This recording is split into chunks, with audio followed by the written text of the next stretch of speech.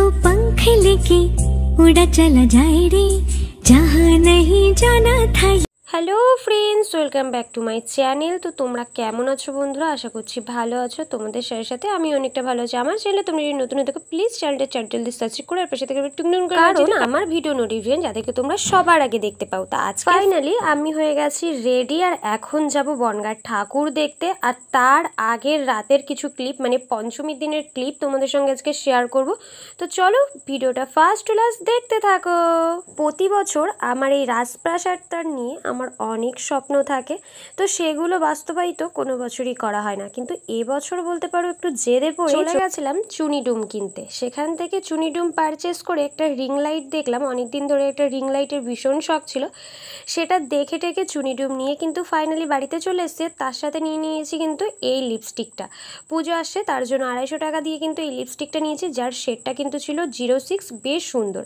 আর এই চুনিডুম নিয়ে এসেছি। আর এবার ফাইনালি জেদটা কি, অনেকেই আমাকে বলে তুমি এটা পারবে না, ওটা পারবে না, এটা ছেলেদের জন্য, ওটা ছেলেদের জন্য, মানে মেয়েদের কাজটাকে ভাগ করে দেওয়া হয়। এবছর আমি লাইটিংয়ের কাজটা পুরোটাই নিজের হাতে হ্যান্ডেল করেছি। অ্যাকচুয়ালি ছেলে বা মেয়ে বলে আলাদা করে কিছুই হয় না, মেয়ে মানুষ চাইলেও অনেক কিছু করতে পারে। ফাইনালি কিন্তু লাইটিং লাগানো ডান। আর এই হচ্ছে পাশে আমার কাকা বাড়ি। কাকা বাড়িতে কাকা দাদা দুজনেই আছে, সেজন্য পুরোপুরি ফাইনালি খুব ভালোভাবে হয়েছে।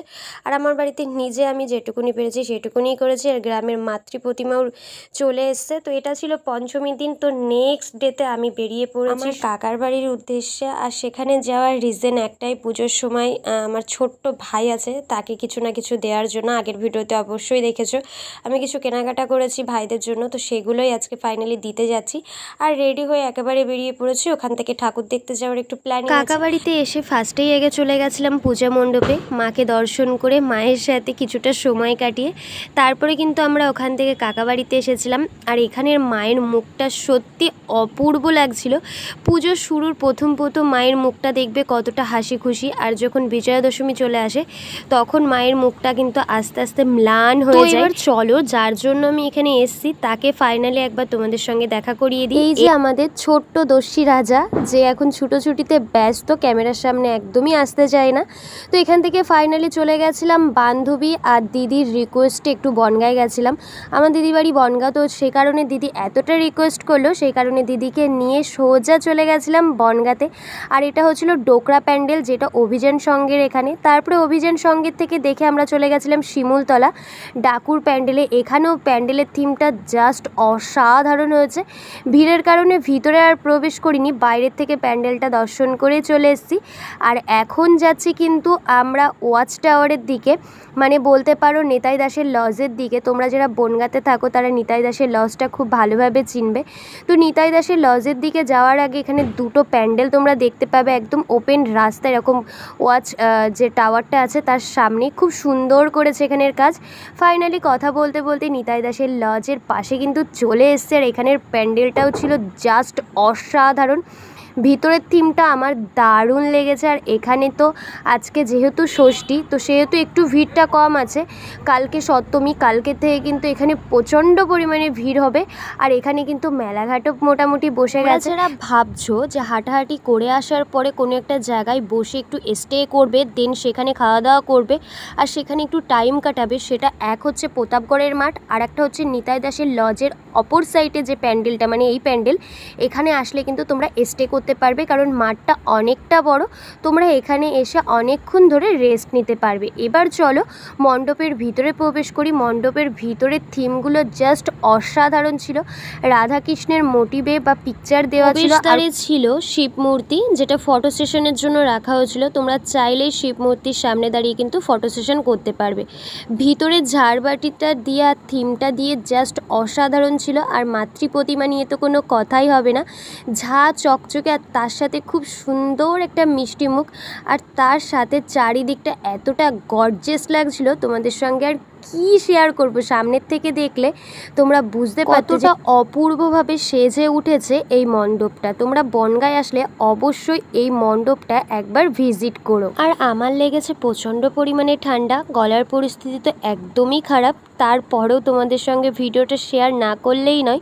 এখান দিয়ে ফুচকা টুচকা খেয়ে তারপরে কিন্তু রানিংয়ে সবাই মিলে বেরিয়ে গেছিলাম একদম প্রতাপগড়ের মাঠ। প্রতাপগড়ের মাঠে যাওয়ার আগে বনগাঁটা এত সুন্দর সাজে সেজে উঠেছে, তোমাদের সঙ্গে শেয়ার না করলে হয়তো মিস করে যেতে। তোমরা আসলে তো অবভিয়াসলি দেখতে পারবে, তার আগেই তোমাদের সঙ্গে আপডেটটা শেয়ার করে দিলাম। প্রতাপগড়ের মাঠে যাওয়ার আগেই খুব সুন্দর প্যান্ডেল একটা চোখে পড়ে গেল। ভাবলাম এই প্যান্ডেলটা মিস করলে হয়তো আর দেখা হবে না, সেই কারণেই ঢুকে গেলাম প্যান্ডেলের মধ্যে। আর এখানটার থিম ছিল আদিবাসী প্যাটার্ন, আর এখানের মেন উপস্থাপনা ছিল প্রকৃতি মাকে তোমাদের সামনে প্রেজেন্ট করা। আর সেভাবেই কিন্তু যেমন ভাবা তেমন কাজ, পুরো প্রকৃতি মাকেই তুলে এখানে বসিয়ে দেওয়া হয়েছে। ভিতরটায় গেলে তোমরা বুঝতে পারবে চারিদিকে সবুজে ঘেরা, প্রকৃতির মায়ের মাঝখানেই জন্য তোমরা দাঁড়িয়ে আছো গভীর একটা অরণ্যের মাঝখানে।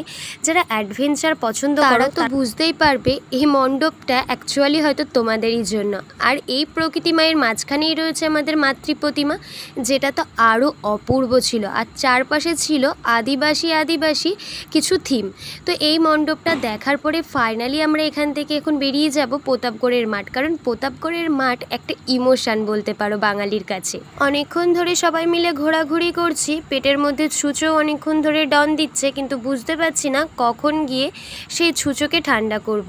এই মণ্ডপ থেকে দেখে বেরোনোর সঙ্গে সঙ্গেই পাশেই দেখি এই সুন্দর একটা মণ্ডপ আমাদের জন্য অপেক্ষা করছে। এটা ছোটোখাটোর মধ্যে থিমটা কিন্তু দারুণ ছিল, আর এর ভিতরে লাইটিংয়ের কাজটাও একদম লাজবাব, চারিদিকে ঝা চকচকে। আর এখানেই ছিল পাটকেটির সমস্ত থিমটা, যেটা আমার খুব ভালো লেগেছে। আর এখানে মাতৃ প্রতিমাটাকে নিয়ে তো কোনো কথাই হবে না। আর এখানে তো আমার দিদি দাদা সবাই মিলে হাসাহাসি করছিলাম। আর দিদি দাদা বলতে মনে পড়েনি, কারণ কি এই দাদাভাই হচ্ছে আমার দিদির হাজবেন্ড, তো আমি তাকে দাদাভাই বলে ডাকি। তোমাদের ডাউট ক্লিয়ার করে দিলাম। নতুন একটা কোনো ভিডিওতে দাদাভাইকে তোমাদের সঙ্গে পরিচয় করিয়ে দেবো। এখন আছে প্রতাপগড়ের মাঠে, আর প্রতাপগড়ের মাঠের প্যান্ডেলটা সত্যি অসাধারণ ছিল। পুরো রাজকীয় একটা ব্যাপার, মানে রাজমহল যেরকম হয়, তো সেই মহলের থিমটাই এখানে তুলে ধরা হয়েছে। বেশ ব্যাপারটা কিন্তু ইউনিক ছিল। এরকম রাজমহল রাজপ্রাসাদগুলো দেখতে বেশ ভালো লাগে। এটার কিন্তু অ্যাকচুয়ালি একটা নাম আছে প্রতাপগড়ের মাঠের এই মণ্ডপটার, তো নামটা আই থিঙ্ক আমি ভুলে গেছি, তোমাদের সঙ্গে শেয়ার করতে পারছি না। তো চলো এখন ভিতরে প্রবেশ করব। আর মণ্ডপটা কিন্তু জাস্ট অসাধারণ, আর তার সাথেই কিন্তু ছিল এরকম প্রহরীরা। আর ভিতরে লাইটিংগুলো উফ কি সুন্দর! এরকম লাইটিং দেখলে আমি পুরো পাগল হয়ে যাই, কারণ এই লাইটিং, এই ঝাড়বাতিগুলো আমার ভীষণ ভালো লাগে। আর অনেকক্ষণ হাঁটাহাঁটি করার পর আমিও ছিলাম প্রচণ্ড ক্লান্ত। ভিতরের এই থিমটা উফ কি দারুণ! দেখেই কিন্তু বুঝতে পারছো আমরা এখন রাজমহলের অন্দরে আছি। কি সুন্দর না? আর মাতৃ প্রতিমা নিয়ে কোনো কথাই হবে না, প্রতি জায়গার মাতৃ প্রতিমা সত্যি অসাধারণ।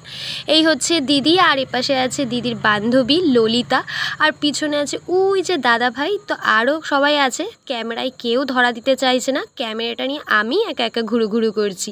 যাই হোক, তোমাদের মনে হতে পারে আমি হয়তো একা একা পুরো প্যান্ডেলটা কভার করলাম। অ্যাকচুয়ালি সবাই খুব লজ্জা পায়, আমাদের ফ্যামিলির প্রায় সদস্য খুব লজ্জা পায়, ক্যামেরার বাইরে থেকে ফুল সাপোর্ট করে, কিন্তু ক্যামেরার মধ্যে কেউ আসতে চায় না। তো এই হচ্ছে আমরা এখন বাইরে চলে এসেছি। আর পুরো মণ্ডপটা মনে হচ্ছে একদম স্বর্ণ মণ্ডপের মতো। জাস্ট চারি সাইডের কিন্তু ডিজাইনটা আমার বেশ খুব ভালো লেগেছে। আর প্রতাপগড়ে মাঠে আসার জন্য অনেকক্ষণ ধরে মন আঁকুপাকু করছিল, ফাইনালি কিন্তু দর্শন করে নিয়েছি। আর এটাই ছিল রাস্তার ধারে আর একটা ছোটো মণ্ডপ, আর এটা হচ্ছে চড়কতলার মণ্ডপ। চড়কতলা প্রতি বছরই বেস্ট কিছু করে, কিন্তু এবছরটা তেমন একটা কিছু দেখলাম না। তো তারপরে রাস্তার দুধারের এত সুন্দর একটা লাইটিং অনুভব করতে করতে বা উপলব্ধি করতে করতে সুন্দর প্রকৃতির মাঝ দিয়ে আজকে টাটা বাই বাই করতে করতে বাড়িতে চলে এসেছি। নেক্সট ভিডিও কিন্তু ভীষণ ইন্টারেস্টিং আর খুব সুন্দর হতে চলেছে, কেউ মিস করো না। তো আজকের মতো তোমাদের সকলকে আমি টাটা বাই বাই জানাচ্ছি। ভিডিওটা কেমন লাগলো অবশ্যই কিন্তু কমেন্টে জানিও। ভিডিওটা ভালো লাগলে like, comment, share and subscribe. Tata bye bye.